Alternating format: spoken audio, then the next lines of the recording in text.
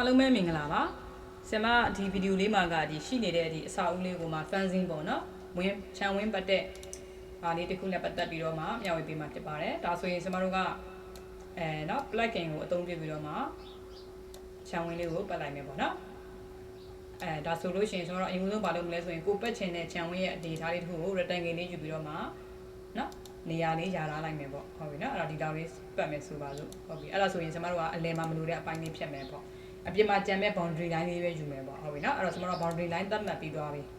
ဟုတ်ပြီနော်အဲ့တော့ line သတ်မှတ်ပြီးပြီဆိုတော့ကျွန်တော်တို့ကဒီဘေးသုံးဘက်ပဲအရင်ပတ်လိုက်မယ်ဒီရှေ့ကကျတော့ပြန်ပြီးတော့ယာမယ်ပေါ့တကားတွေပါတွေထည့်ရတာလေးရှိမယ်ပေါ့ဟုတ်ပြီနော်အဲ့တော့ဒီသုံးဘက်ကျန်တာလေးကို selection ပေးမယ်1 2 3သုံးချက်စက်တိုက်နေလိုက်ပေါ့တခါလဲ line လေးပါသွားအောင်1 2 3စက်တိုက်နေလိုက်ပေါ့နော်ဒါဆိုရင် line 3 line လေးပတ်လမ်းကြောင်းလေးပြီးပြီးသွားပြီအဲ့ခါမှာဘေးကိုသွားမလဲဆိုရင်ကျွန်တော်တို့က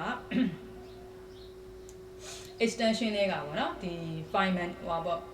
menu bar တွေကနေမှာဒီ extension ကိုသွားပြီးတော့မှကျွန်တော်တို့ profile data 2လေးကနေမှာ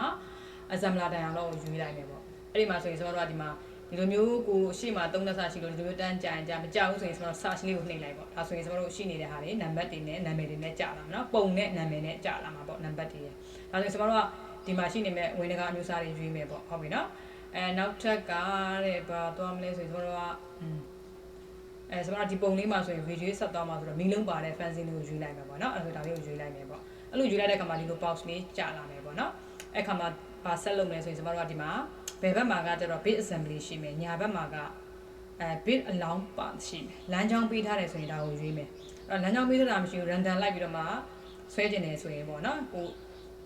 random လိုက်ပြီးတော့ပတ်မယ်ဆိုရင်တော့ဒီရှေ့ရရွေးမယ်အခုကျွန်တော်တို့ဆွဲထားတာကဒီမှာအပြာရောင်လေးနဲ့ boundary line path line သတ်မှတ်ထားတာရှိတယ်ဒါဆိုရင်ညာဘက်ကဟာကိုရွေးလိုက်ပေါ့ box ကနေ click လေး left click လေးတစ်ချက်ထောက်လိုက်ပေါ့အဲ့တော့ဒါဆိုရင်ဒီမှာတောက်လျှောက်ပါဖြစ်သွားတော့ကျွန်တော်တို့ရဲ့နော်fanzine လေးဒီမှာတစ်ခါတည်းတက်ပြီးသားလေးရှာသွားမယ်ပေါ့ဟုတ်ပြီနော်အဲ့တော့တကယ်လို့ဒီရှေ့ရဟာရွေးမယ်ဆိုတော့ဘယ်လိုသွားလို့ရအောင်ဆိုရင်ဒါကကျတော့ build assembly ပေါ့ဒါဆိုရင်ကျွန်တော်တို့ဥပမာဒါလေးကိုထောက်လိုက်မယ်ဆိုရင်ဘာသွားလို့ရအောင်ဆိုရင်ဥပမာဒီလိုမျိုးပေါ့ဒါကတော့ random သွားတာပေါ့ကျွန်တော်ပတ်ပေးထားကြရမလို့ဒီလိုမျိုးသွားခြင်းနေဆိုရင်တော့ဒီအရှိရဟာလေးเนาะ